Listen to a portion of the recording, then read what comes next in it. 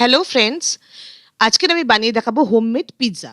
যখন বাড়িতে কিছুই থাকে না রান্না করার মতন, অথচ বাচ্চাদের খুব খিদে পায়, আমরা সবাই খুব কনফিউজড হয়ে যাই যে কি এমন বানিয়ে দেবো যাতে বাচ্চার পেট ভরবে। সেই সমস্যার সমাধান করার জন্য আজকে আমি নিয়ে এসেছি হোমমেড পিৎজা। এই পিৎজা বেসটা আমি বাজার থেকে কিনে নিয়েছি। এটা ৪ টের প্যাকেটে পাওয়া যায়। মানে ১ প্যাকেটে ৪ টে বড় পিৎজা বেস থাকে। এটা মোটামুটি ৪০ থেকে ৬০ টাকার মধ্যে দাম নেয়। এর মধ্যে আমি পিৎজা সস মিলিয়ে নিলাম। পিৎজা সসটা এটাও বাজার থেকে কিনে আনা, হোমমেড নয়। এটা আমি ভালো করে মাখিয়ে নিলাম। বাড়িতে যখন কোনো সবজি থাকে না, কিছু করার থাকে না, অথচ বাচ্চা চেঁচামেচি করে খাওয়ার জন্য, তখন কিন্তু এটা খুব ভালো একটা অপশন। ভালো মতন ভাবে পিৎজা সসটাকে আমি মাখিয়ে নিলাম এর মধ্যে। আপনারা দেখতে পাচ্ছেন। ভালো করে মাখাবেন, কারণ এটা একটু অল্প করে দিলে এটা কিন্তু খেতে ভালো লাগে না। যদি আপনারা মনে করেন যে পিৎজা সস দেবেন না, তাহলে সেক্ষেত্রে আপনারা মেয়োনিজ ইউজ করতে পারেন। মেয়োনিজ দিয়েও পিৎজা বানালে দারুণ খেতে লাগে। এবার এর মধ্যে আমি এড করছি স্লাইস করা টমেটো আর পেঁয়াজ। গোল করে কেটে নিয়েছি টমেটোগুলো, আর পেঁয়াজগুলো গোল করে কাটা রয়েছে। এইভাবে কেটে নিয়ে আমি সাজিয়ে নিলাম। নিয়ে এবার আমি ওভেনে দেব। যদি আপনাদের কাছে ওভেন না থাকে, তাহলে সেক্ষেত্রে আপনারা চাটুর মধ্যে একটুখানি বাটার ব্রাশ করে নিয়ে বা অয়েল ব্রাশ করে নিয়ে এটা করতে দিতে পারেন। প্রায় ৩০ মিনিট মতন এটাকে করলে বেশ ক্রিস্পি হয়ে যাবে এটা। এবার আমি চিজের যেগুলো কিউব হয়, সেই কিউবগুলোকে লম্বা করে কেটে নিয়েছি। নিয়ে সাজিয়ে দিলাম ৪ টে চিজ কিউব। এবারে চিজ স্লাইস আমি নিয়ে নিচ্ছি। চিজ স্লাইস এর উপর দিয়ে দিচ্ছি। চিজ শরীরের জন্য ভালো, কোনো ক্ষতি করে না খেলে। কাজেই চিজ এর মধ্যে বেশি করে দেবেন। বাজার চলতি পিজ্জাগুলোতে চিজ একদমই দেওয়া থাকে না, পাওয়া যায় না, খেয়ে মন ভরে না। সেইজন্য যখন বাড়িতে বানাবেন বেশি করে চিজ দেবেন।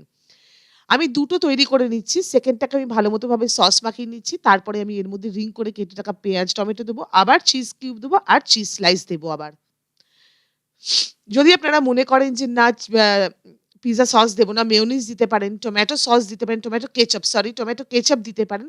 যা খুশি দিয়ে আপনারা বানাতে পারেন। জাস্ট একটুখানি সসি খেতে হওয়ার মতন। ভালো করে সাজিয়ে নিয়ে এটাকে ওভেনের মধ্যে আমি দেব ২০০ ডিগ্রি সেন্টিগ্রেডে।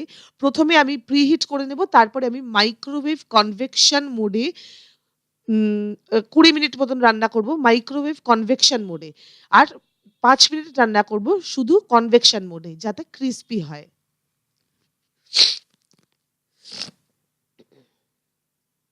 চিজ স্লাইস দিয়ে দিলাম। এবার আমি দেখাচ্ছি। দেখুন আমি টাইম দিচ্ছি। এটা আমি মাইক্রো কনভেকশন মোডে দিচ্ছি। ২০ মিনিট। মাইক্রো কনভেকশন মোডে ২০ মিনিট দিচ্ছি।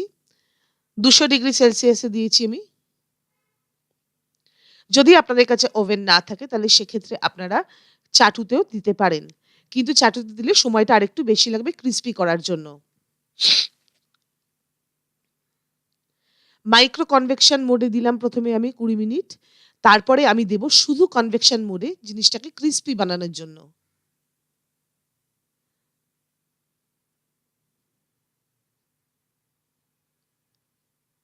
টাইমার সেট করে দিলাম। এবার আমি চালু করে দিচ্ছি। দেখুন পিজ্জাটা হচ্ছে। এটা অটোমেটিক্যালি চিজটা গলে যাবে এবং জিনিসটা কনভেকশন মোডে ৫ মিনিটের জন্য যখন আমি দেবো, এটা সুন্দরভাবে ক্রিসপি হয়ে যাবে। আমি আওয়াজটা আপনাদেরকে শোনাচ্ছি।